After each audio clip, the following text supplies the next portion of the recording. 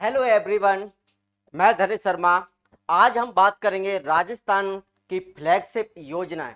सबसे महत्वपूर्ण टॉपिक है इकोनॉमिक्स का, लेकिन जनरली इसे हर एग्जाम में डाला गया है। राजस्थान की फ्लैगशिप योजनाएं, राजस्थान की फ्लैगशिप योजनाएं। थोड़ा सा हम बता देते हैं आपको फ्लैगशिप योजनाएं। हम फ्लैगशिप जितनी भी योजना है राजस्थान सरकार द्वारा चलाई जा रही हैं, उनको हम एमसीक्यू के माध्यम से पढ़ेंगे। हम इस तरीके से पढ़ेंगे कि हमारा कोई भी क्वेश्चन गलत ना हो, चाहे वो उसका लेवल कोई भी हो, चाहे वो आरएस तक हो। राजस्थान सरकार के जैसे कि अभी रीट एग्जाम होने वाला है, उसमें सिलेबस में दिया है। तो मैं सारे आयाम बताऊंगा, किस तरीके से क्वेश्चन पूछे जा रहे हैं, किस तरीके क्वेश्चन बनने की संभावना है, कैसे क्वेश्चन कहाँ पूछे गए हैं, उन सभी को एक ध्यान में रखते हुए आपको 20 क्वेश्चनों के माध्यम से राजस्थान सरकार की जितनी भी योजना है उनको करने की कोशिश करेंगे। तो आज का हमारा टॉपिक है राजस्थान की फ्लैगशिप योजनाएं। तो ज्यादा देरी नहीं करते हुए सीधा चलते हैं हम पहले क्वेश्चन की तरफ। और पहले क्वेश्चन जो आज का हमारा पहला क्वेश्चन है वो है, बहुत अच्छा क्वेश्चन है। इस तरीके क्वेश्चन कराने का मतलब एक ही है कि हो सकता है इस तरीके से ना पूछा जाए, लेकिन बताने की कोशिश करेंगे कैसे क्वेश्चन पूछे जाते हैं। तो पहले आप ध्यान से समझिएगा क्वेश्चन पूछ क्या रहा है हमसे। तो पहला क्वेश्चन है कि मुख्यमंत्री चिरंजीवी स्वास्थ्य बीमा योजना के बारे में कौन सा कथन असत्य है। पूछ क्या रहा है, आपसे पूछा गया है असत्य है। इस बात को अंडरलाइन कर लेना। पूछ क्या रहा है, असत्य पूछ रहा है या सत्य पूछ रहा है। पहला क्वेश्चन आपसे यही कह रहा है कि मुख्यमंत्री चिरंजीवी स्वास्थ्य बीमा योजना के बारे में कौन सा कथन असत्य है, अर्थात गलत है। इसकी शुरुआत 1 मई 2021 को हुई थी। दूसरा ऑप्शन है, इसमें प्रति परिवार स्वास्थ्य बीमा 1 अप्रैल 2022 को 5 लाख से बढ़ाकर 10 लाख कर दिया गया है। तीसरा ऑप्शन है, निःशुल्क श्रेणी के परिवारों को छोड़कर शेष परिवारों के लिए प्रीमियम राशि 800 रुपए है। चौथा है, इसका लाभ जन आधार से जुड़े लोगों को ही मिलता है। तो इसका सही आंसर क्या होगा? इसका सही आंसर होगा, क्या होगा? पूछ क्या रहा है, असत्य पूछ रहा है, तो इसका सही आंसर होगा तीसरा। क्योंकि जो प्रीमियम राशि कितनी है, 800 ना होकर, प्रीमियम राशि 800 ना होकर कितनी है, 850 रुपए है। पहला क्वेश्चन सीधा पूछा जा सकता है, मुख्यमंत्री चिरंजीवी स्वास्थ्य योजना की शुरुआत 1 मई 2021 को, इसको ध्यान रखना है। इसकी जो राशि है 5 लाख से बढ़ाकर 10 लाख कर दी है, इसको भी ध्यान रखना है।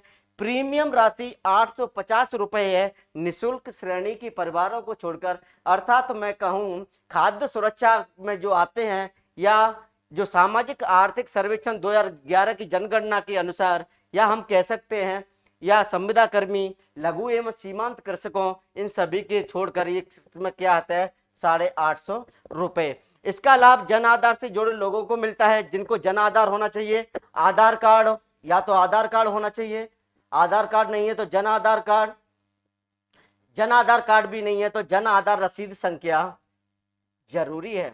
यहां से इसी क्वेश्चन से इस बार आरएस प्री में क्वेश्चन पूछा गया था, वो क्वेश्चन डिलीट हुआ था, आप सभी को पता होगा जिन लोगों ने प्री दिया था। वहां पर एक क्वेश्चन आया था कि जो बीमारी के पैकेज हैं, बीमारी के पैकेज, इस योजना के अंतर्गत बीमारियों के पैकेजों की संख्या 1597 है।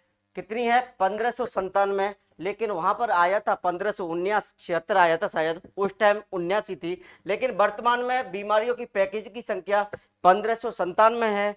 दूसरी बात, किसी भी हॉस्पिटल में किसी भी अस्पताल में भर्ती होने से 5 दिन पहले और डिस्चार्ज होने के 15 दिन का बाद का वहन राज्य सरकार करती है, ये भी ध्यान रखिएगा।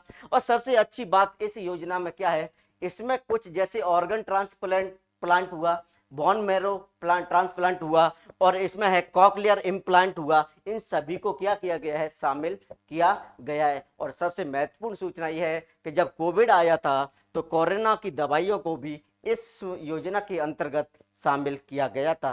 तो इस योजना के बारे में सारी जानकारी मिल चुकी थी। इसका गलत पूछा था, गलत क्यों है? क्योंकि यहाँ 800 रुपए प्रीमियम राशि न होकर 850 रुपए है। क्लियर? शुरुआत 1 मई 2021 को। वर्तमान में जो लाभ मिल रहा है वो 10 लाख रुपए तक का है। जन आधार से जुड़े लोगों को भी लाभ मिलता है, जन आधार होना चाहिए। जन आधार नहीं है तो जन आधार की जो रसीद संख्या है वो होना चाहिए। ये बात क्लियर हो चुकी है।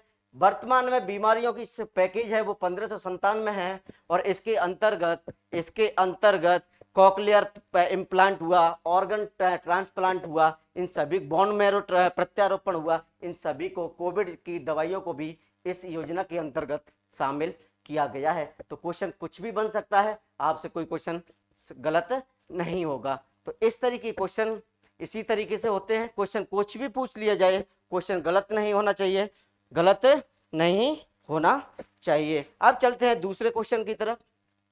दूसरा क्वेश्चन सेम उसी से रिलेटेड है।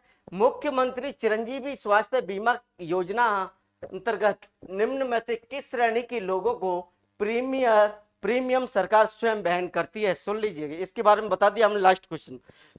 मुख्यमंत्री चिरंजीवी स्वास्थ्य बीमा योजना अंतर्गत निम्न में से किस श्रेणी के लोगों को प्रीमियम सरकार स्वयं वहन करती है? पहला है खाद्य सुरक्षा योजना।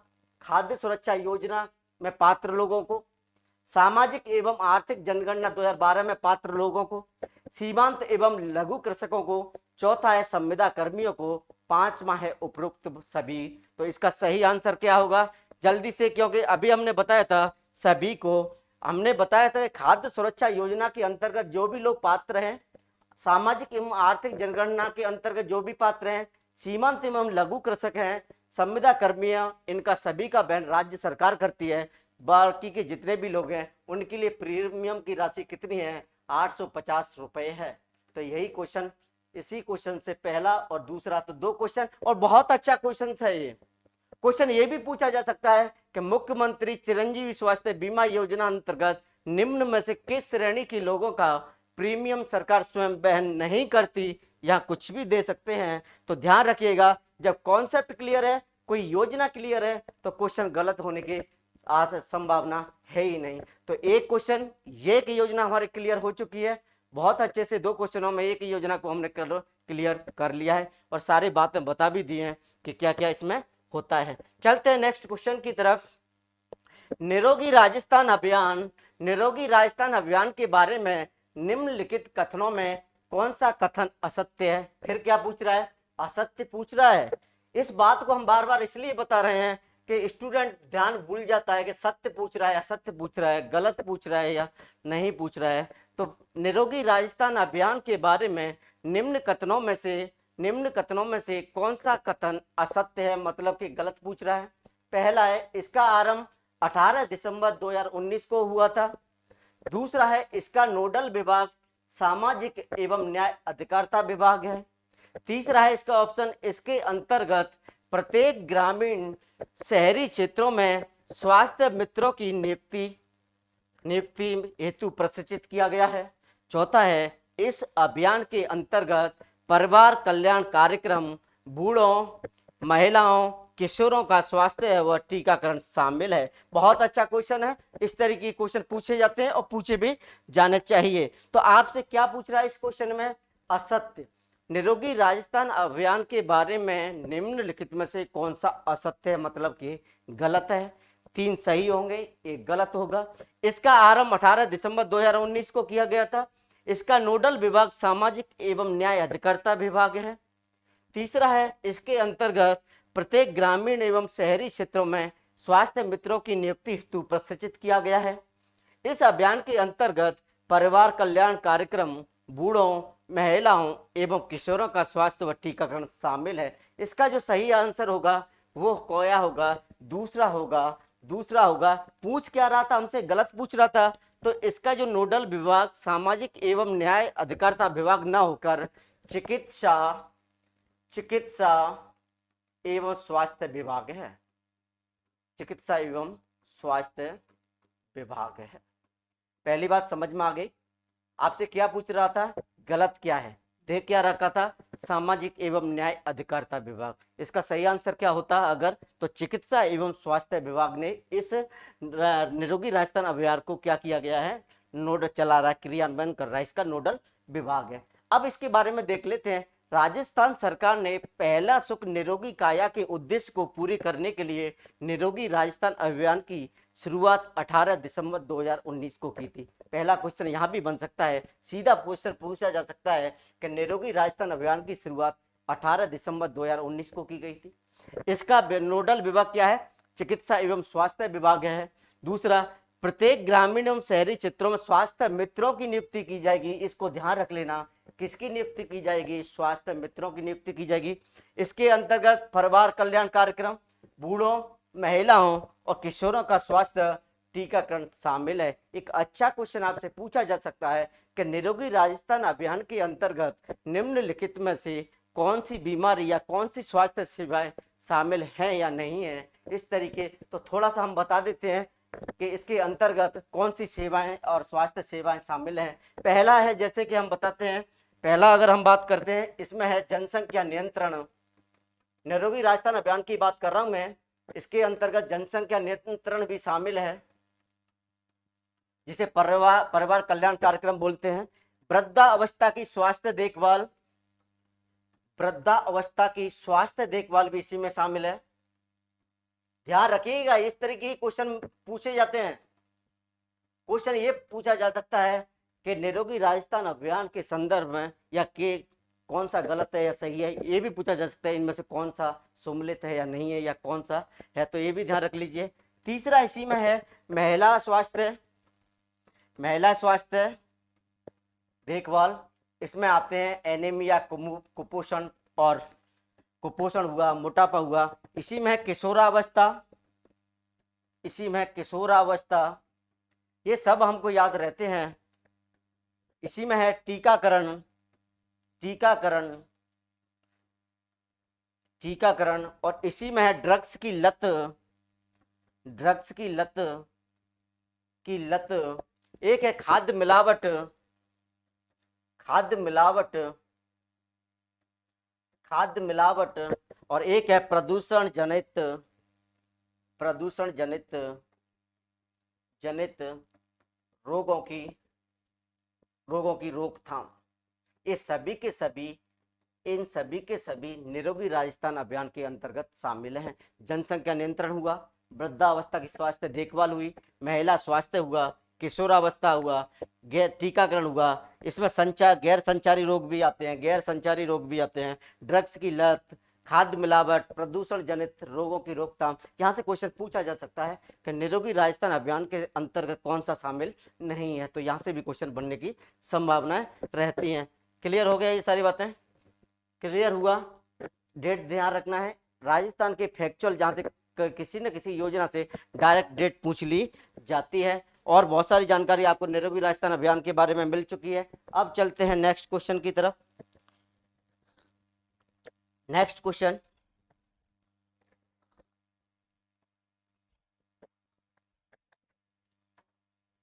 नेक्स्ट क्वेश्चन है 1 मई 2022, 1 मई 2022 को प्रारंभ की गई मुख्यमंत्री निशुल्क राजस्थान योजना। पहले क्वेश्चन में ही हमें क्वेश्चन मिल रहा है, डायरेक्ट क्वेश्चन पूछा जा सकता है, मुख्यमंत्री निशुल्क निरोगी राजस्थान योजना का शुभारंभ कब हुआ था? तो ध्यान रखिएगा 1 मई 2022 को, 1 मई 2022 को प्रारंभ की गई मुख्यमंत्री निशुल्क निरोगी राजस्थान योजना का उद्देश्य क्या है? आपसे उद्देश्य पूछ रहा है, और उद्देश्य जनरली क्वेश्चन मेंस में पूछे जाते हैं। पहला है राजस्थान के समस्त अस्पतालों में 100% दवाइयां एवं लॉन्च की निशुल्क व्यवस्था करना है। राजस्थान के समस्त अस्पतालों में 100% दवाइयों एवं लॉन्च की गई निशुल्क व्यवस्था करना, और ओपीडी और आईपीडी की समस्त सुविधाएं प्रदेश वासियों को निशुल्क उपलब्ध कराना है। तीसरा है केवल राज्य की चिकित्सालयों में ओपीडी एवं आईपीडी के साथ साथ दवाइयां जांच की सुविधाएं सभी प्रदेश वासियों के लिए उपलब्ध कराना है। या लॉन्च नहीं है, या जांच की सुविधा है, यहाँ भी जांच है, कराना है। और चौथा है उपरोक्त सभी।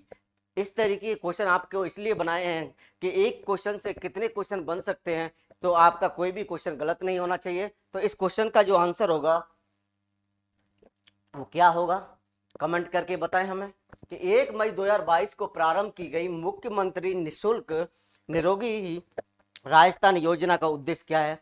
तो इसका उद्देश्य है पूरा का पूरा उपरोक्त सभी है कि राजस्थान के समस्त अस्पतालों में 100% दवाइयां एवं जांच निःशुल्क व्यवस्था करना है।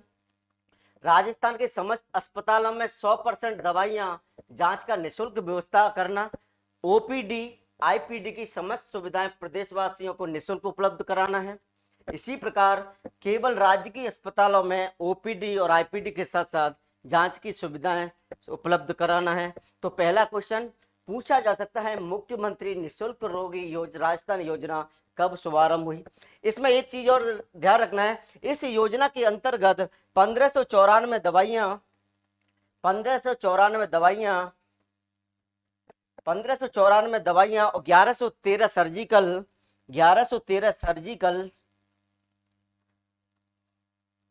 सर्जिकल एवं सूचर्स को आवश्यक सूची में शामिल किया गया है। तो यहां से भी क्वेश्चन पूछे जा सकते हैं। आईपीडी ओपीडी फ्री है, दवाइयों के साथ साथ इसमें जांच भी फ्री है। इसका शुभारंभ 1 मई 2022 को किया गया था।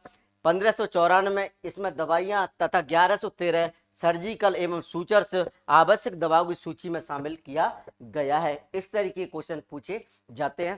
क्वेश्चन बनाने का उद्देश्य यह है कि आपसे कुछ भी पूछ लिया जाए, क्वेश्चन गलत नहीं होगा। अगर मैं क्वेश्चन बनाता कि मुख्यमंत्री निःशुल्क निरोगी राजस्थान योजना का शुभारंभ कब हुआ था, तो हो सकता है डेट नहीं पूछता, ये पूछ लेता। लेकिन इस तरीके से क्वेश्चन जब हल करते हैं तो कॉन्सेप्ट तो क्लियर होता ही है, लेकिन इसके साथ साथ में सारी व्यवस्थाएं सारे कॉन्सेप्ट क्लियर हो जाते हैं। अब चलते हैं नेक्स्ट क्वेश्चन की तरफ। हम चिकित्सा विभाग द्वारा राजस्थान में प्रारंभ की गई निम्नलिखित में से कौन सा सम्मिलित नहीं है? ये ट्रेंड चल रहा है और ऐसी प्रकार से ट्रेंड इसलिए चलता है कि आपको ये पता होना चाहिए पूछ क्या रहा है। तो चिकित्सा विभाग द्वारा राजस्थान में प्रारंभ की गई निम्नलिखित में से कौन सा सम्मिलित नहीं है? क्या पूछा है भाई? सम्मिलित नहीं है। और आपने देखा होगा, पुराने कोई एग्जाम देखते होंगे तो डायरेक्ट डेट पूछ लेता है कभी कभार। तो क्वेश्चन बनाने का उद्देश्य वही है कि आप किस तर्ज पर पेपर को तैयार कर रहे हैं, किस तरीके से पढ़ रहे हैं। तो यहाँ दे रखा है मुख्यमंत्री निःशुल्क दवा योजना 2 अक्टूबर 2011, मुख्यमंत्री निःशुल्क जांच योजना 7 अप्रैल 2013, शुद्ध के लिए युद्ध अभियान 26 अक्टूबर 2020 और निरोगी राजस्थान अभियान 1 मई 2021। इसका सही आंसर क्या है? जल्दी से बताएं हमें, इसका सही आंसर क्या होगा? इसका सही आंसर सभी को पता है। क्यों पता है? कि पूछ क्या रहा है हमसे? गलत नहीं पूछ रहा है, गलत पूछ रहा है। तो निरोगी राजस्थान अभियान के बारे में लास्ट क्वेश्चन में हमने पढ़ा था 18 दिसंबर 2019 और हमने सारी बातें पढ़ी थी कि इसके अंतर्गत किस क्या क्या होता है, स्वास्थ्य मित्रों की नियुक्ति होती है और बहुत सारी बातें इसमें देखी थी। निरोगी राजस्थान अभियान के बारे में थोड़ा सा बता देता हूं। राजस्थान सरकार ने इसके लिए 100 करोड़ का निरोगी राजस्थान कोष बनाया है और इसमें 1 करोड़ रुपए निरोगी राजस्थान अभियान के लिए क्या किए जाएंगे? खर्चे, प्रचार प्रसार के लिए खर्चे किए जाएंगे। तो इस क्वेश्चन में आपसे क्या पूछा था? नहीं पूछा था, लेकिन इसका क्या होगा सही? 18 दिसंबर 2019। अब इसके बारे में देख लेते हैं।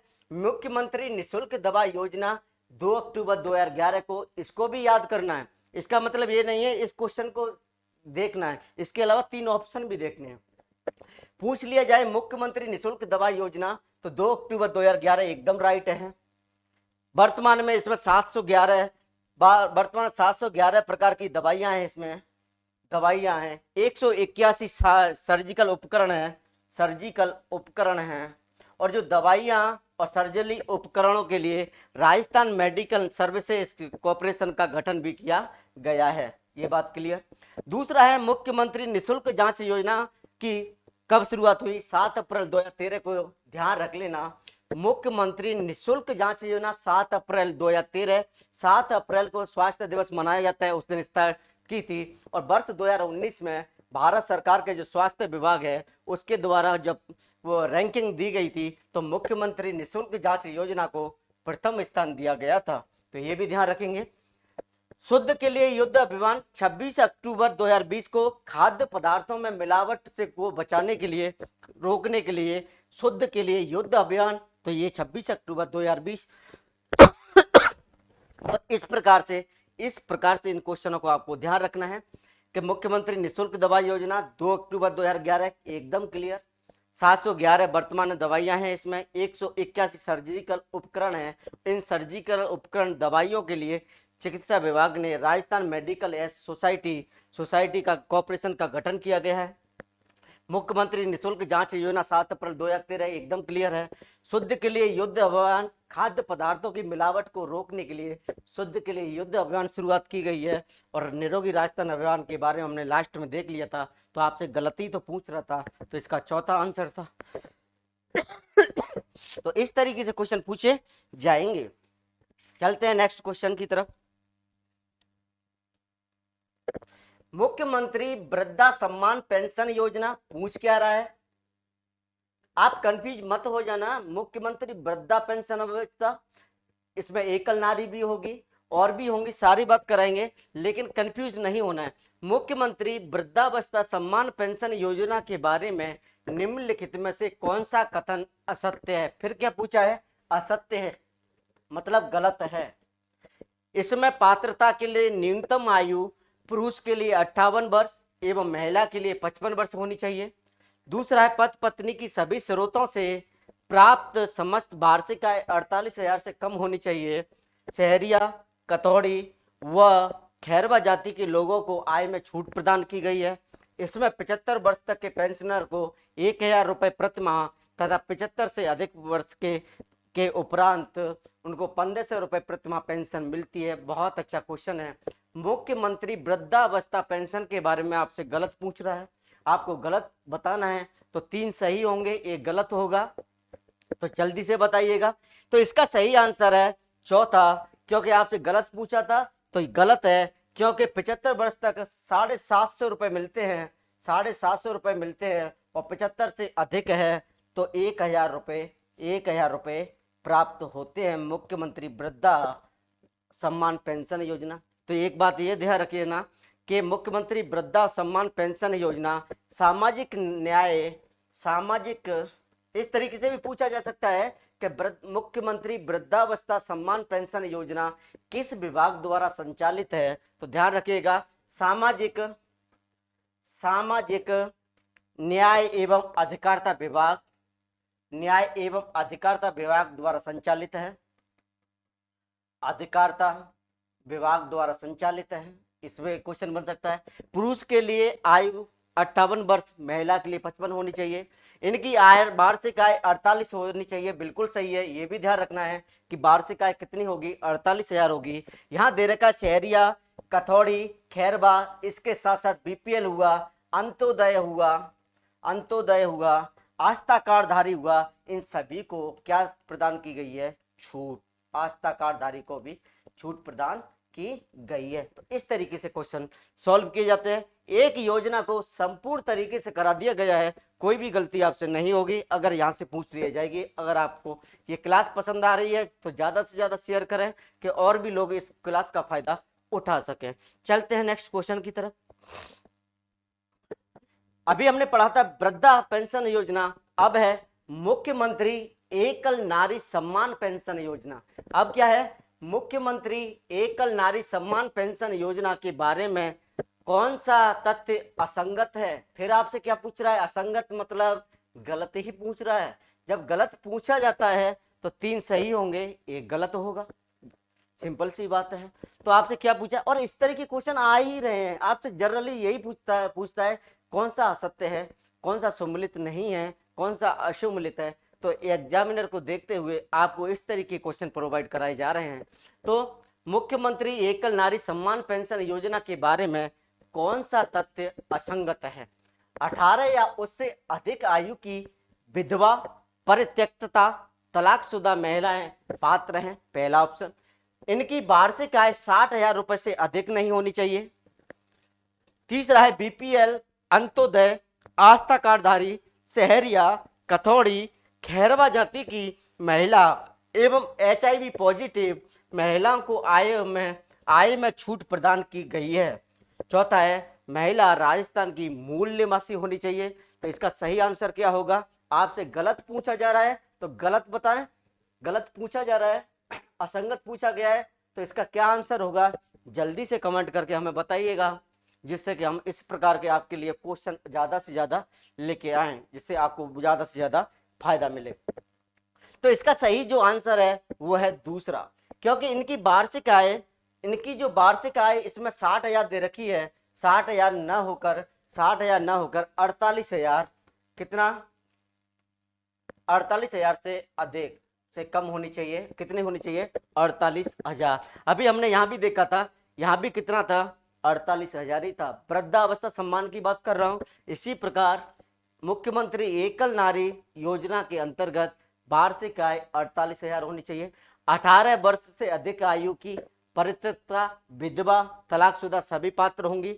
इसमें बीपीएल, अंत्योदय, आस्था कार्डधारी, एचआईवी पॉजिटिव जो भी है महिलाओं को छूट प्रदान की गई है। महिला राजस्थान की मूल निवासी होनी चाहिए, बिल्कुल सही है। इसके अंतर्गत 18 से 55 आयु की महिलाएं, 55 वर्ष की महिलाओं पात्र हैं। अगर 18 से 55 वर्ष की महिला है तो उसके लिए 500 रुपये प्रति माह दिए जाते हैं, 500 रुपये प्रति माह दिए जाते हैं 18 से 55 के लिए।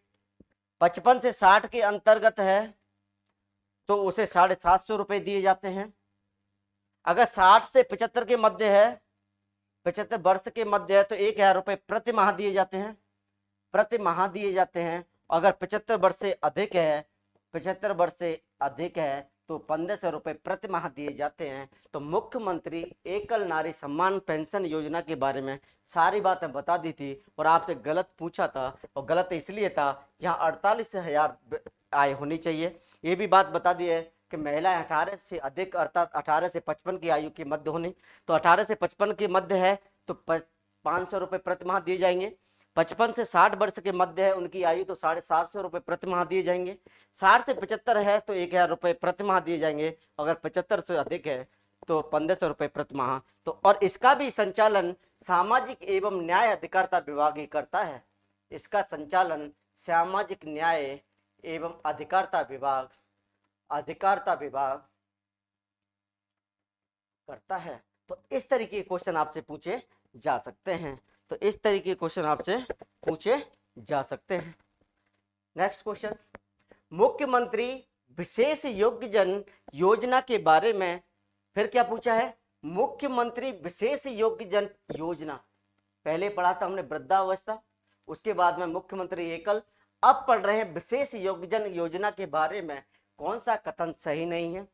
इसमें शारीरिक मानसिक निभ्रष्टता से संबंधित 12 श्रेणियों से प्रभावित सभी लोगों को पात्र माना है। वह राजस्थान का मूल निवासी है, इसकी वार्षिक आय 60,000 रुपये से अधिक नहीं हो, बीपीएल में वार्षिक आय संबंधी छूट प्रभावी है। इसका सही आंसर क्या होगा, पूछा क्या है आपसे, सही नहीं है। फिर से सोच देख लीजिए, फिर वही पूछ रहा है, सही नहीं है। तो मुख्यमंत्री विशेष योग्यजन योजना के बारे में कौन सा सही नहीं है, इसमें शारीरिक एवं मानसिक निभ्रष्टता से संबंधित 12 श्रेणियों से प्रभावित सभी लोगों को पात्र माना है। वह राजस्थान का मूल निवासी है, उसकी वार्षिक आय 60,000 रुपये से अधिक नहीं हो, बीपीएल में वार्षिक आय संबंधी छूट प्रभावी है। आपसे गलत पूछा है तो जल्दी से हमें कमेंट करके बताइए इसका सही आंसर क्या होगा। तो इसका सही आंसर है, गलत पूछा था तो पहला है, 12 श्रेणियां ना होकर यहाँ पर 21 श्रेणियां हैं। कितनी श्रेणियां हैं, 21 श्रेणियां हैं, ये भी ध्यान रखिएगा। और बाकी के सभी सही हैं। राजस्थान का मूल निवासी होना चाहिए, 60,000 रुपये से अधिक नहीं होनी चाहिए, बीपीएल में वार्षिक आय संबंधी छूट है। केवल क्या गलत है, 12 श्रेणियों की जगह इसमें 21 श्रेणियां होंगी, चाहे वो कान से संबंधित हो, कुष्ठ रोग से संबंधित हो या अपंगता, ये सभी के सभी इसी में आते हैं विशेष योग्यजन में। तो इस क्वेश्चन का जो आंसर था वो क्या था, पहला। क्यों था, क्योंकि उसने सही नहीं मतलब गलत ही पूछा था। तो इस तरीके से क्वेश्चन आप कर सकते हैं। दूसरी बात यही सेम यही है, इसको भी सामाजिक न्याय व अधिकारिता विभाग द्वारा संचालित करता है, सामाजिक न्याय व अधिकारिता विभाग संचालित करता है, अधिकारिता विभाग संचालित करता है, ये भी बात सही है। तो इस तरीके से क्वेश्चन आपसे पूछे जा सकते हैं और पूछे भी जाने चाहिए। और कुछ भी पूछ ले, जब आपको इस तरीके से पढ़ रहे हो तो क्वेश्चन गलत हो ही नहीं सकता। अब चलते हैं नेक्स्ट, पालनहार योजना के अंतर्गत निम्न में से कौन से बच्चे अपात्रता की श्रेणी में शामिल हैं। अपात्रता का मतलब यह है कि पात्र नहीं है, मतलब गलत पूछ रहा है। आपसे क्या पूछ रहा है, पालनहार योजना के अंतर्गत निम्न में से कौन से बच्चे अपात्रता की श्रेणी में शामिल होंगे? जिनके माता पिता में से एक की मृत्यु हो गई हो, दूसरा आजीवन कारावास या मौत की सजा काट रहा हो, इनके वार्षिक आय 60,000 रुपए की अधिक नहीं हो, तीसरा है इसमें बच्चे की आयु 18 वर्ष से कम हो एवं अधिकतम 3 बच्चों तक पात्र हो, चौथा है आवेदन करने की तिथि से पूर्व के 3 वर्षों से राजस्थान में निवास कर रहा हो। इसका सही आंसर क्या होगा, जल्दी से हमें बताएं। पालनहार योजना के लिए आपको गलत बताना है या कौन सा बच्चा अपात्रता की श्रेणी में है। तो इसका सही जो आंसर होगा वो होगा दूसरा, क्योंकि इनकी वार्षिक आय 60,000 न होकर वार्षिक जो आय होगी 1.20 लाख रुपए, 1.20 लाख रुपए से अधिक नहीं होनी चाहिए, लाख रुपए से अधिक नहीं होनी चाहिए। क्या पूछ रहा था, गलती तो आपसे पूछ रहा था। तो कितनी आय होनी चाहिए, 1.20 लाख रुपए से क्या होनी चाहिए, अधिक ना होनी चाहिए। ये बात होती है पालनहार योजना। पालनहार योजना की शुरुआत 8 फरवरी 2005 को शुरू की गई थी, 8 फरवरी 2005 को शुरू की गई थी, ये भी पूछा जा सकता है। दूसरी बात, ये बात सही है कि इसके माता पिता में से एक की मृत्यु हो गई हो, दूसरा आजीवन कारावास या मौत की सजा काट रहा हो, बच्चे की आयु 18 वर्ष से कम हो, अधिकतम 3 वर्षों तक पात्र हो, ये भी एकदम सही है, और आवेदन करने की तिथि से पूर्व 3 वर्षों से राजस्थान में निवास कर रहा हो, ये भी एकदम सही है। दूसरी बात इसमें ध्यान रखना है, जो बच्चे 0 से 6 वर्ष तक के आंगनबाड़ी में जाते हैं, उनके लिए 500 रुपए प्रतिमाह दिए जाते हैं। कितने, 500 रुपए प्रतिमाह दिए जाते हैं। और 6 से 18 वर्ष तक के बच्चों के लिए, 6 से 18 वर्ष तक के बच्चों के लिए जो कि राज्य की विद्यालय में पढ़ते हैं, उनके लिए 1,000 रुपए प्रतिमाह दिए जाते हैं, प्रतिमाह दिए जाते हैं। इसके अलावा जो वस्त्र होते हैं, जूते होते हैं, उनको खरीदने के लिए एक वार्षिक 2,000 रुपए भी सरकार प्रोवाइड कराती है। तो इसके बारे में, पालनहार योजना के बारे में सब कुछ पढ़ लिया था। पालनहार योजना क्या होती है, आपसे केवल क्या पूछा रहा था, अपात्रता की श्रेणी गलत पूछ रहा था। जब गलत पूछते हैं तो इसी प्रकार के क्वेश्चन पूछे जाते हैं और पूछे भी जाने चाहिए। तो ये क्लियर हो चुका था। 8 फरवरी 2005 इनकी वार्षिक आय 1.20 से अधिक नहीं होना चाहिए, इसलिए ये गलत था, यहाँ ऑप्शन में 60,000 था। दूसरी बात ये ध्यान रखना है कि 0 से 6 वर्ष तक के बच्चे जो आंगनबाड़ी में जाते हैं, उनके लिए 500 रुपए दिए जाते हैं। 6 से 18 वर्ष तक के बच्चे जो कि स्कूलों में विद्यालय में जाते हैं, उनके लिए 1,000 रुपए प्रति माह दिए जाते हैं। इसके अलावा वस्त्र हुआ, स्वेटर, जूते आदि के लिए 2,000 रुपए एक मुश्त प्रोवाइड कराए जाते हैं। तो एकदम से क्लियर हो गई थी पालनहार योजना, और आपसे पूछा किया गया था गलत। अब चलते हैं नेक्स्ट क्वेश्चन की तरफ। नेक्स्ट क्वेश्चन देख लीजिएगा, मुख्यमंत्री कन्यादान या हथलेवा योजना के बारे में कौन सा कथन असत्य है। फिर आपको लग रहा होगा कि आज तो मास्टर असत्य ही असत्य पूछ रहा है। फिर से देख लीजिए, मास्टर का इसमें कोई दोष नहीं, क्योंकि एग्जामिनर का भी काम यही है, वो असत्य या गलती पूछते हैं। तो मुख्यमंत्री कन्यादान और हथलेवा योजना के बारे में आपको गलत बताना है। पहले इस योजना का नाम उपहार व सहोपात्र योजना था। एसटी, एवं अल्पसंख्यक वर्गों के बीपीएल परिवारों की 18 वर्ष या उससे अधिक आयु की बालिकाओं के विवाह पर 51,000 रुपए की सहायता दी जाती है। तीसरा है राजस्थान का मूल निवासी होना चाहिए। चौथा है बालिकाओं को 10वीं पास करने पर 10,000 रुपए एवं स्नातक पास करने पर 20,000 रुपए की अतिरिक्त राशि दी जा रही है। इसका जो सही आंसर होगा वो क्या है, क्योंकि आपसे गलत पूछ रहा है तो गलत बताइएगा, सही नहीं बताना है। इसके ऑप्शन के हिसाब से कौन सा आंसर होगा, इसका सही आंसर होगा दूसरा। मुख्यमंत्री कन्यादान के हथलेवा योजना के बारे में दूसरा ऑप्शन इसका सही है। क्यों है कि यहाँ 51,000 राशि न होकर कितनी राशि है, 31,000 रुपए राशि है। तो इस तरीके के क्वेश्चन पूछे जा सकते हैं, तो ध्यान रखिएगा। इस योजना को उपहार सहोपात्र योजना भी कहते थे।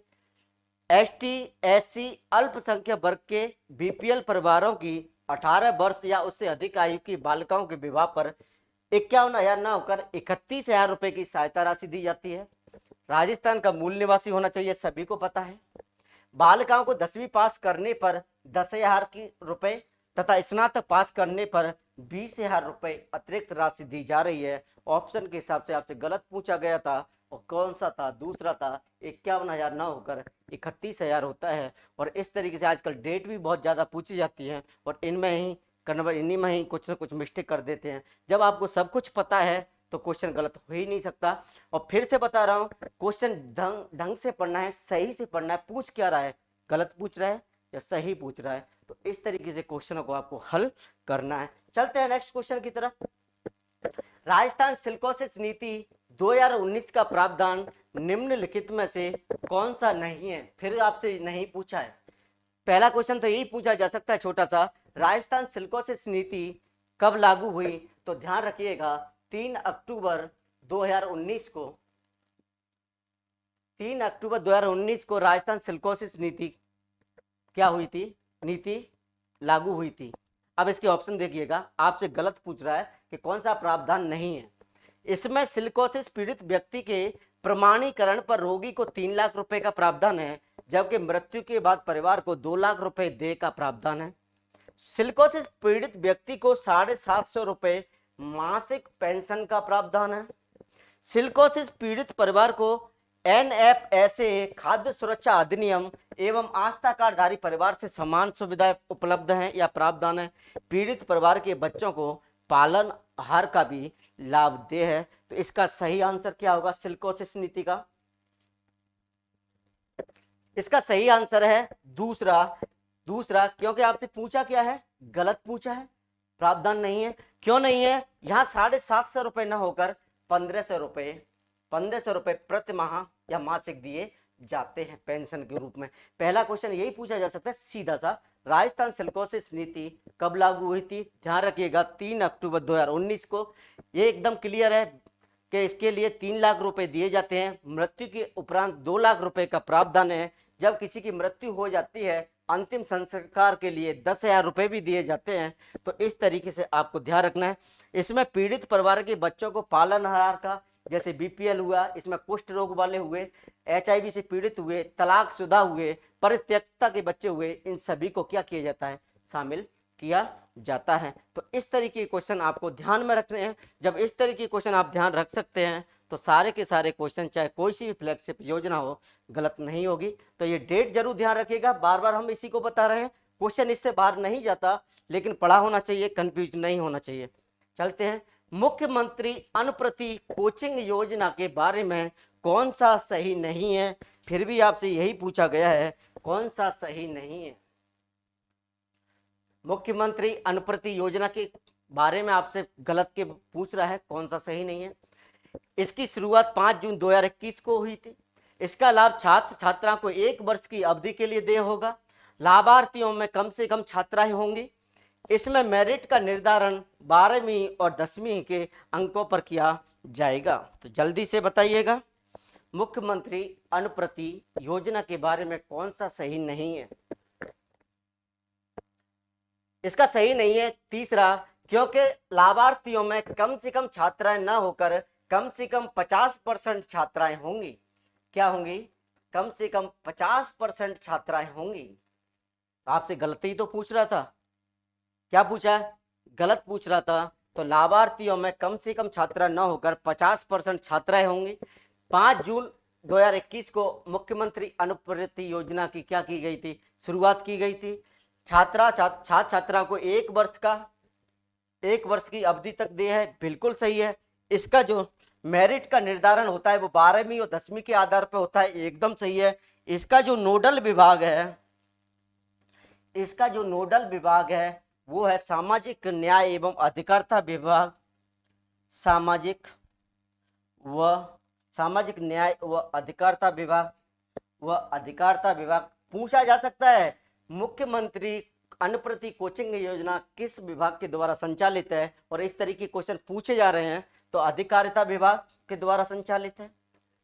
इसमें आपने देखा होगा कि जो बच्चे प्रदेश के मेधावी बच्चे हैं, जो आर्थिक तंगी से बेहाल हैं तथा आर्थिक तंगी से उनको अपने जो उद्देश्यों को पूर्ण करने के लिए वो अपना पूर्ण नहीं कर पा रहे, तो इनको कुछ प्रोफेशनल कोर्स हुए तथा क्या प्रतियोगी परीक्षा हुई, उनके लिए इसमें कुछ प्रावधान किए गए हैं।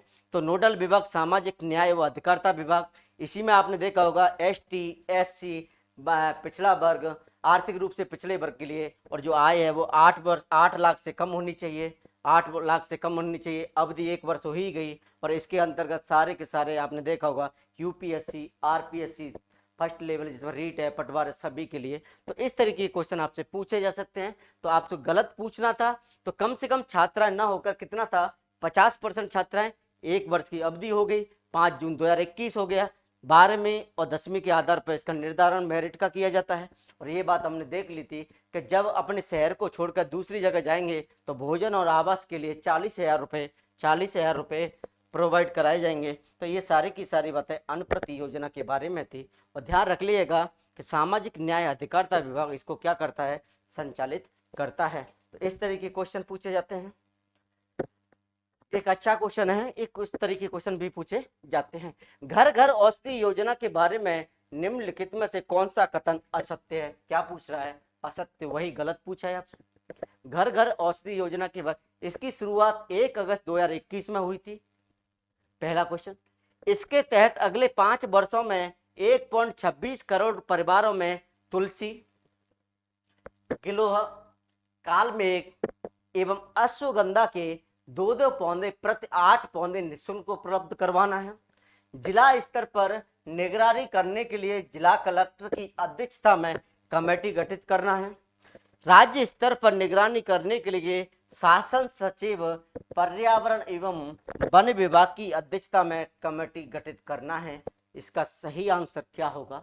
घर घर औषधि योजना के बारे में आपको गलत बताना है। इसकी शुरुआत 1 अगस्त 2021 में हुई थी। इसके तहत अगले 5 वर्षों में 1.26 करोड़ परिवार में तुलसी, गिलोह, कालमेघ एवं अश्वगंधा के 2-2 पौधे प्रति 8 पौधे निःशुल्क उपलब्ध करवाना है। जिला स्तर पर निगरानी करने के लिए जिला कलेक्टर की अध्यक्षता में कमेटी गठित करना। राज्य स्तर पर निगरानी करने के लिए शासन सचिव पर्यावरण एवं वन विभाग की अध्यक्षता में कमेटी गठित करना है। तो इसका सही आंसर क्या होगा? आपसे क्या पूछ रहा है, गलत पूछ रहा है। तो इसका सही आंसर होगा चौथा। यहाँ शासन सचिव न होकर मुख्य सचिव होगा, इसलिए गलत था। मुख्य सचिव होता है, राज्य स्तर पर मुख्य सचिव की अध्यक्षता में मॉनिटरिंग की जाती है, न कि शासन सचिव, इसलिए गलत था और आपसे गलती ही पूछा गया था।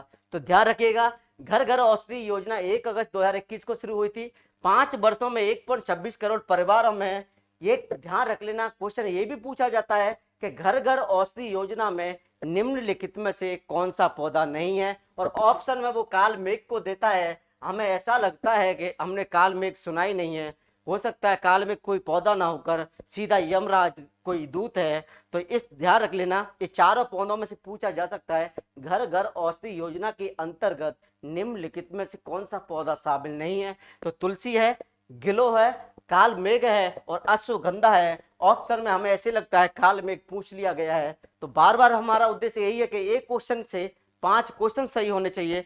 जिला स्तर पर जिला कलेक्टर, लेकिन राज्य स्तर पर शासन सचिव न होकर मुख्य सचिव की अध्यक्षता में इसकी मॉनिटरिंग की जाती है, इसीलिए चौथा ऑप्शन गलत था और हमसे गलती तो पूछा था। तो यहाँ जरूर ध्यान रखिएगा, तुलसी, गिलोह, कालमेघ और अश्वगंधा, ये चारों क्वेश्चन इसमें से पूछ लिया जाता है। तो क्वेश्चन इस तरीके से सॉल्व हुआ आज। नेक्स्ट क्वेश्चन, निम्नलिखित में से कौन सी योजना का संचालन उच्च शिक्षा विभाग द्वारा नहीं किया जाता? बहुत अच्छा क्वेश्चन है भाई, उच्च शिक्षा विभाग द्वारा नहीं किया जाता। हो सकता है आपको लग रहा हो कि क्वेश्चन पता नहीं किस तरीके से है, लेकिन ये क्वेश्चनों का बड़ा इस खुद तरीके के क्वेश्चन आपसे पूछे जाएंगे। निम्नलिखित में से कौन सी योजना का संचालन उच्च शिक्षा विभाग द्वारा नहीं किया जाता? मुख्यमंत्री निःशुल्क यूनिफॉर्म वितरण योजना, दूसरा है देवनारायण छात्रा स्कूटी योजना, तीसरा है कालीबाई भील मेधावी छात्रा स्कूटी योजना, और चौथा है Rajiv Gandhi scholarship for academic excellence योजना। बहुत अच्छा क्वेश्चन है, बहुत अच्छा क्वेश्चन है। जल्दी से आप हमें कमेंट करके बताइए इसका सही आंसर क्या होगा। और आपसे यही पूछा जा रहा है कि उच्च शिक्षा विभाग द्वारा संचालित नहीं है मुख्यमंत्री निःशुल्क यूनिफॉर्म वितरण योजना, देवनारायण छात्रा स्कूटी योजना, कालीबाई भील मेधावी छात्रा स्कूटी योजना और Rajiv Gandhi scholarship Rajiv Gandhi scholarship for academic excellence योजना। तो हम बता देते हैं इसका जो सही आंसर है वो मुख्यमंत्री निशुल्क यूनिफॉर्म वितरण योजना है। इसका क्या है? मुख्यमंत्री निशुल्क यूनिफॉर्म वितरण योजना है, क्योंकि यह किस के द्वारा? स्कूल शिक्षा विभाग के द्वारा, स्कूल शिक्षा विभाग के द्वारा क्या की जाती है? संचालित की जाती है। किसके द्वारा? स्कूल शिक्षा विभाग। बाकी जितनी भी योजना है, चाहे वो देवनारायण हो, चाहे वो कालीबाई हो, चाहे वो Rajiv Gandhi scholarship academic excellence हो, ये सभी उच्च शिक्षा विभाग द्वारा संचालित की जाती हैं। बहुत अच्छा क्वेश्चन था।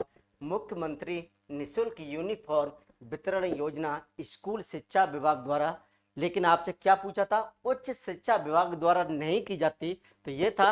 और आपको पता होगा बाल गोपाल योजना, मुख्यमंत्री निशुल्क वितरण योजना 29 नवंबर 2022 को शुभारंभ किया गया था। इसके अंतर्गत अभी आएगा क्वेश्चन, उस पर भी बात कर लेंगे। इसके अंतर्गत क्या दिया जाता है? 2 यूनिफॉर्म प्रोवाइड कराई जाती हैं, कपड़े प्रोवाइड किया जाते हैं, और उसी में आपको 200 रुपये क्या किया जाता है?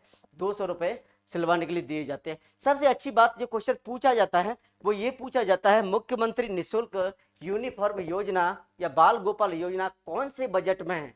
तो ध्यान रखिएगा, बजट वाला क्वेश्चन आजकल बड़ा ट्रेंडिंग में चल रहा है। तो 2022 और 23 के बजट में से लागू करने के लिए कहा गया था। तो बजट 2022-23 में से, तो ये भी इस तरीके के क्वेश्चन आपसे पूछे जा रहे हैं। तो ये क्वेश्चन था, अच्छा क्वेश्चन था। लेकिन सबसे अच्छा क्वेश्चन इस पर बन सकता है, Rajiv Gandhi scholarship for academic excellence योजना। इस योजना के तहत मुख्यमंत्री ने 200 मेधावी छात्रों को देश विदेश की प्रतिष्ठित संस्थानों में अध्ययन करने के लिए 200 मेधावी छात्रों को देश विदेश की प्रतिष्ठित संस्था में अध्ययन करने के लिए शुरू किया था। इनकी वार्षिक आय 8 लाख से 25 लाख तक होनी चाहिए। और इस योजना के लिए राज्य सरकार प्रति वर्ष 100 करोड़ रुपए खर्च करेगी 100 करोड़ रुपए खर्च करेगी। तो ध्यान रख लेना, क्वेश्चन पूछा जा सकता है Rajiv Gandhi scholars for academic excellence योजना के बारे में। तो 200 मेधावी छात्रों को लिए देश विदेश की प्रतिष्ठित संस्थाओं में अध्ययन करने के लिए शुरू किया गया था। वार्षिक आय इनकी 8 लाख से 25 लाख के अंतर्गत होगी। और सबसे अच्छी बात कि राज्य सरकार इसके लिए, मतलब Rajiv Gandhi scholarship for academic excellence योजना के लिए प्रति वर्ष 100 करोड़ रुपए खर्च करेगी। इसमें बीटेक हुआ, एमबीबीएस हुआ, ये सभी कोर्स क्या हैं? शामिल हैं। तो एकदम से अच्छे से समझ में आ गया होगा, सही समझ में आ गया होगा कि किस तरीके के क्वेश्चन आपसे पूछे जाएंगे। चलते हैं नेक्स्ट क्वेश्चन की तरफ। 29 नवंबर 2022, अभी हम इस पर बात कर रहे थे। 29 नवंबर 2022 से शुरू की गई बाल गोपाल योजना, इसके लिए फिर बता देते हैं, बजट सेम वही था और आजकल यही क्वेश्चन पूछा जाता है। 2022-23 में बताया गया था कि योजना की शुरुआत की जाएगी। तो 19 नवंबर 2022 बाल गोपाल योजना का संबंध निम्न में से किससे है? का संबंध किससे है, मतलब सही पूछ रहा है। कक्षा 1 से 8 तक के बच्चों को सप्ताह में 3 दिन दूध व प्रतिवर्ष 2 यूनिफॉर्म के कपड़े सिलाई देने के पैसे सहित उपलब्ध करवाना। दूसरा है, कक्षा 1 से 8 तक के बच्चों को सप्ताह में 2 दिन दूध, प्रतिवर्ष 2 यूनिफॉर्म के कपड़े सिलाई देने के पैसे सहित उपलब्ध कराना है। कक्षा 1 से 8 तक के बच्चों को सप्ताह में 3 दिन दूध और प्रतिवर्ष 1 यूनिफॉर्म के कपड़े सिलाई के पैसे सहित उपलब्ध कराना है। चौथा है, उपरोक्त में से अनुदानित योजना है। क्या होगा इसका सही आंसर? सही आंसर क्या होगा? आपसे सही पूछ रहा है, गोपाल योजना के बारे में, बाल गोपाल योजना से संबंधित है। तो पहला क्वेश्चन तो इसका यही बन सकता है आपसे कि बाल गोपाल योजना, मुख्यमंत्री बाल गोपाल योजना कब शुरुआत की गई थी? तो पहली बात ये डेट जरूर ध्यान रख लेना, 29 नवंबर 2022। इसका सही आंसर होगा दूसरा, कक्षा 1 से 8 तक के बच्चों को सप्ताह में 2 दिन दूध मिलेगा और प्रतिवर्ष 2 यूनिफॉर्म के कपड़े की सिलाई के पैसे सहित। तो कपड़े की सिलाई के लिए 200 रुपए ट्रांसफर किए जाते हैं, खाते में ट्रांसफर किए जाते हैं। 2 दिन दूध मिलेगा, दूध मंगलवार और शुक्रवार को मिलेगा, मंगलवार और शुक्रवार को मिलेगा। पाउडर मिल्क की खरीद के लिए राजस्थान कोऑपरेटिव कोऑपरेटिव रेटिव राजस्थान कोऑपरेटिव डेयरी फेडरेशन से की जाएगी। बाल गोपाल की शुरुआत कब हुई थी? 19 नवंबर 2022 को। इसके तहत 1 से 8 तक के बच्चों को 2 दिन सप्ताह में दूध मिलेगा। उसके साथ प्रतिवर्ष 2 यूनिफॉर्म मिलेंगी और उसके सिलाई के पैसे उपलब्ध कराना है। 2 दिन में मंगलवार और शुक्रवार होगा। ठीक है। जो मिल्क पाउडर मंगाया जाएगा उसकी जो खरीद की जाएगी वो राजस्थान कोऑपरेटिव डेयरी फेडरेशन से की जाएगी। और 1 से 5 तक के बच्चों के लिए 150 ml दूध 150 ml दूध और 1 से 8 तक के बच्चों के लिए 200 ml दूध प्रोवाइड कराया जाएगा। तो इस तरीके से क्वेश्चन आपसे पूछे जा सकते हैं और पूछे भी जाने चाहिए। बहुत अच्छा क्वेश्चन था और एग्जाम में पूछने की संभावना है। और ये क्वेश्चन जरूर ध्यान रख लेना किस बजट में 2022-23 में। तो इस तरीके के क्वेश्चन आपसे आजकल पूछे जा रहे हैं। सारी बात क्लियर हो चुकी थी। 2 दिन दूध मिलेगा, वो भी मंगलवार और शुक्रवार को।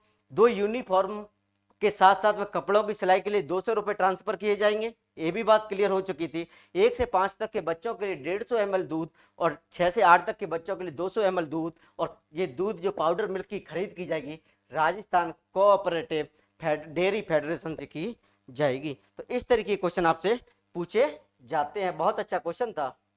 नेक्स्ट क्वेश्चन, इंदिरा रसोई योजना के बारे में कौन सा कथन सत्य नहीं है? इंदिरा रसोई योजना के बारे में कौन सा कथन सत्य नहीं है? फिर वही बात आ गई, पूछा क्या है? गलत पूछा गया भाई। तो इसकी शुरुआत 20 अगस्त 2020 को राजस्थान के सभी 213 नगरीय निकायों में किया गया। इसके तहत 1 फरवरी 2022 को प्रति थाली की दर 8 रुपए से बढ़ाकर 17 रुपए कर दी थी। 2022-23 में रसोइयों की संख्या 358 से बढ़ाकर 1000 हो गई है। यह राज्य सरकार से अनुदानित योजना है। इसका क्या आंसर होगा? जल्दी से हमें कमेंट करके बताइएगा। आपसे इंदिरा रसोई योजना के बारे में गलत पूछ रहा है, सही नहीं पूछ रहा है, तो आप देखिएगा ऑप्शन और जल्दी से कमेंट करके बताइएगा। बहुत अच्छा क्वेश्चन है और बन भी सकता है क्वेश्चन। इसका जो सही आंसर है वो है दूसरा, क्योंकि 1 फरवरी 2022 से न होकर 1 जनवरी 2022 से। और एग्जामिनर जब डेट में कंफ्यूज कराते हैं, डेट बहुत कम याद होती हैं, यहाँ पे मिस्टेक होना आप पहचान नहीं पाओगे, तो ध्यान रखिएगा। इसके तहत 1 फरवरी 2022 न होकर 1 जनवरी 2022 से थाली की जो दर थी 17 रुपए कर दी थी। क्लियर?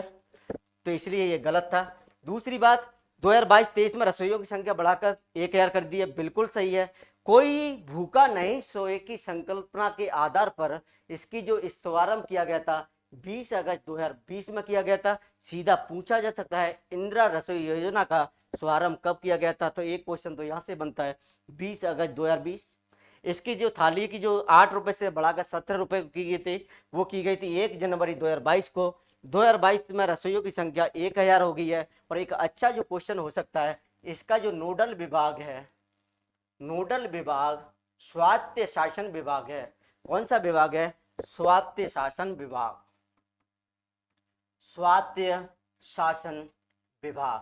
ध्यान रख लीजिएगा, सीधा क्वेश्चन बन सकता है। और मैंने सारी इस योजना का उद्देश्य ये नहीं था, सब क्वेश्चन के माध्यम से सारी बात बताई थी। कब स्टार्ट हुई थी? 20 अगस्त 2020 हो गई। सारी तालीम के बारे में बता दिया था। 1 जनवरी 2022 से 8 रुपए से बढ़ाकर 17 हो गई है। रसोइयों की संख्या वर्तमान में 1000 है। नोडल विभाग स्वायत्त शासन विभाग है और इसके लिए राज्य सरकार प्रतिवर्ष 100 करोड़ रुपए का 100 करोड़ रुपए का जो खर्च वहन करेगी। तो इंदिरा रसोई योजना के बारे में बहुत सारी चीजें पढ़ ली थी। कोई ऐसी चीज नहीं रही है जहां से क्वेश्चन आपसे नहीं गलत हो जाए। नोडल विभाग से क्वेश्चन पूछा जा सकता है, शुरुआत पूछी जा सकती है, कथन निष्कर्ष के आधार पर इस तरीके से कूट देगा।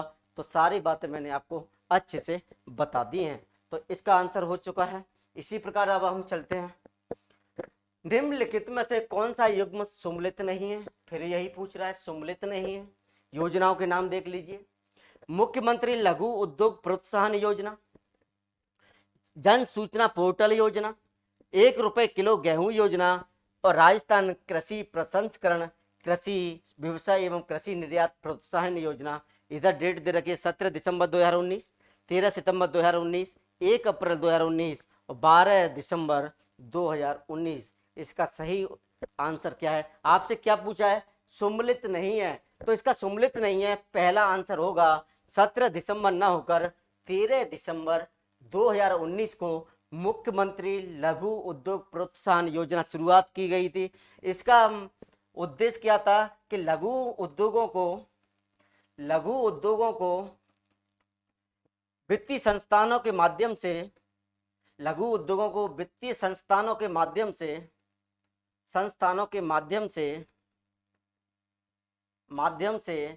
10 करोड़ रुपए तक का ऋण उपलब्ध कराना है। तो आपको डेट ध्यान रखनी है। मुख्यमंत्री लघु उद्योग प्रोत्साहन योजना 17 दिसंबर न होकर 13 दिसंबर 2019 को शुभारंभ की गई थी। ये योजना के अंतर्गत लघु उद्योगों को वित्तीय संस्थाओं के माध्यम से 10 करोड़ रुपए का ऋण उपलब्ध कराना है। 25 लाख तक के लिए 8% का ब्याज, 5 करोड़ के लिए 6% का ब्याज और 10 करोड़ रुपए के लिए 5% का ब्याज। तो ये इसका पहला आंसर हुआ। क्यों से आपसे पूछा क्या था? गलती तो पूछा था। जन सूचना पोर्टल, डेट पूछी जा सकती है। जन सूचना पोर्टल का शुभारंभ 13 सितंबर 2019 को किया गया था। वर्तमान में 1 से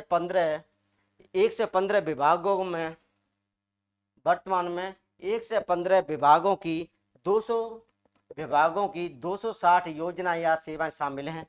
तो ये सारे, और ये क्वेश्चन आपसे डायरेक्ट पूछा जा सकता है। राजस्थान कृषि प्रसंस्करण, कृषि व्यवसाय एवं कृषि निर्यात प्रोत्साहन योजना का शुभारंभ कब हुआ था? तो इस डेट को जरूर ध्यान रख लेना, 12 दिसंबर 2019। तो इस क्वेश्चन से आपसे एक क्वेश्चन बना था, 4 योजना पता चल गए, चारों की डेट पूछ ली जाएगी। लघु उद्योग प्रोत्साहन योजना डायरेक्ट पूछ ली जाए, 13 दिसंबर 2019 किस लिए है ये भी बता दिया। जन सूचना पोर्टल 13 सितंबर 2019 की एकदम क्लियर। और आजकल इसके क्वेश्चन ज्यादा बनने की संभावना है कि राजस्थान कृषि प्रसंस्करण एवं कृषि व्यवसाय निर्यात प्रोत्साहन योजना कब? तो 12 दिसंबर 2019। इस तरीके के क्वेश्चन आपसे पूछे जा सकते हैं। बाकी की जितनी भी योजनाएं होंगी उनको अभी कवर करते हैं, उसके बाद में दोबारा कवर करने की कोशिश करेंगे। कुछ जन आधार योजना के संदर्भ में या संबंध में कौन सा कथन असत्य पूछ रहा है भाई? असत्य। इसकी शुरुआत 18 दिसंबर 2019 को हुई थी।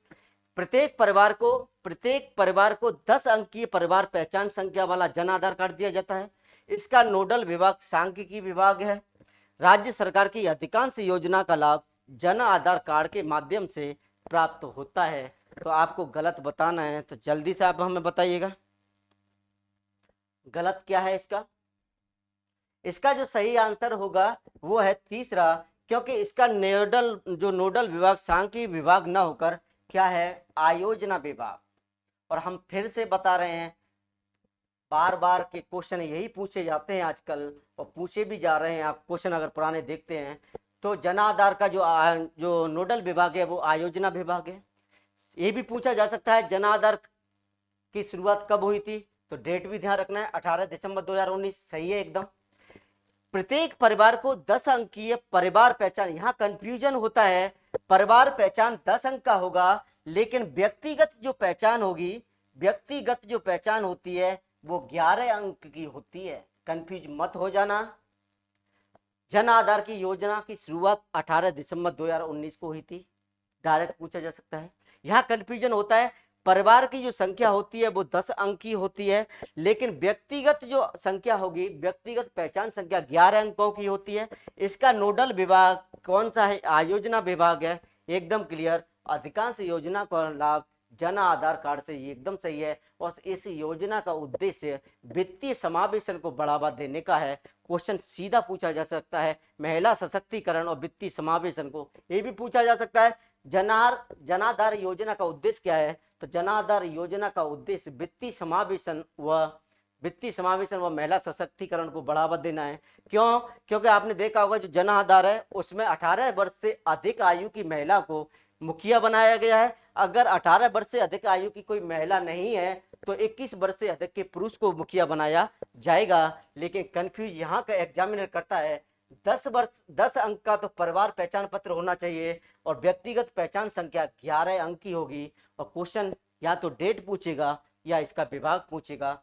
तो प्लीज विद्यार्थियों कंफ्यूज ना हो, इसका सही आंसर एक ही योजना के बारे में एक क्वेश्चन से सारी बातें हमने आपको बता दी गई हैं। अब चलते हैं नेक्स्ट क्वेश्चन की तरफ। नेक्स्ट क्वेश्चन,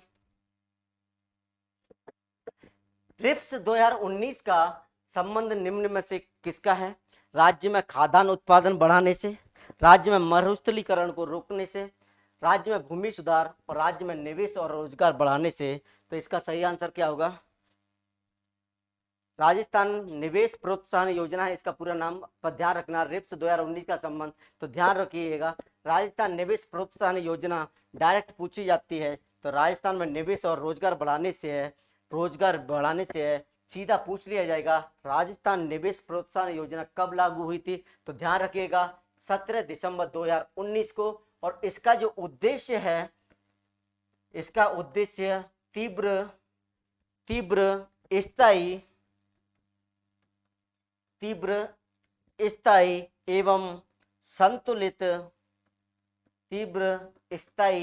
एवं संतुलित उद्योग विकास को बढ़ावा देना है,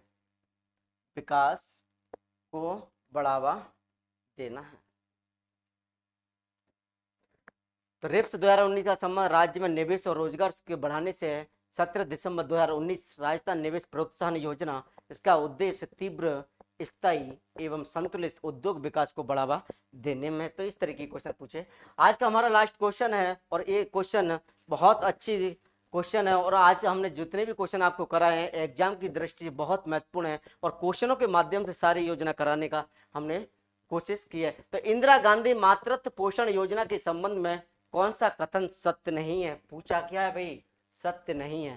इंदिरा गांधी मातृत्व पोषण योजना, क्या पूछ रहा है? मातृत्व पोषण योजना के संबंध में इसकी शुरुआत 19 नवंबर 2019 को राज्य के 4 जनजाति जिले प्रतापगढ़, डूंगरपुर, उदयपुर, बांसवाड़ा से की गई थी। इसमें गर्भवती महिलाओं को 5 चरणों में 6,000 रुपए का प्रावधान है। वर्ष 2022-23 से इसे सभी 33 जिलों में लागू कर दिया गया है। इसका नोडल विभाग महिला एवं बाल विकास विभाग है। आपसे इंदिरा गांधी मातृत्व पोषण योजना के संबंध में गलत पूछ रहा है तो आपको गलत बताना है। तो इसका सही आंसर क्या होगा? लास्ट क्वेश्चन है, आज का हमारा लास्ट क्वेश्चन है। इसकी शुरुआत 19 नवंबर 2019 को राज्य के 4 जनजाति जिले प्रतापगढ़, डूंगरपुर, उदयपुर एवं बांसवाड़े से की गई थी। दूसरा है इसमें गर्भवती महिलाओं को 5 चरणों में 6,000 रुपए का प्रावधान 2022-23 से सभी जिलों में लागू कर दिया गया है। इसका नोडल विभाग महिला एवं बाल विकास विभाग है। तो इसका जो सही आंसर है वो ये है, क्योंकि यहाँ 19 नवंबर 2019 ना होके 19 नवंबर 2020 होगा।